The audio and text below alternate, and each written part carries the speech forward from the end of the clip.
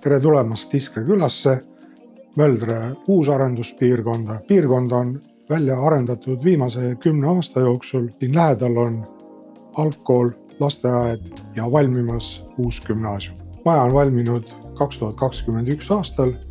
Korter võeti kasutusele aprillikuus. Majal on ökonoomne gaasiküte, katusel on päikesepaneelid ja kõigis korterites on soojustagastusega sundventilatsioon. Korter on päiksepoolne, 71 ruutu, lisaks 5,5 ruutu rõdu. Korteris on 2 WC-d, vannituba vanniga, lisaks duširuum sauna valmidusega, ühes magamistoas garderoob. Korter on olnud kasutusel ühe inimese poolt ja seetõttu kulumismärke on väga vähe, näeb välja nagu uus. Paigaldatud kvaliteetne köögimööbel, Nolle köögid poolt, põrandatel Lincona tamme parkett, 3-kordse klaasiga pakettaknad. KÜ arved on olnud aasta keskmiselt kuni 125 eurot kuus, suvel 80, talvel 170 eurot kuus. Korteri juurde kuulub 2 parkimiskohta, millest ühel on elektriauto laadimine, samuti väike panipaik.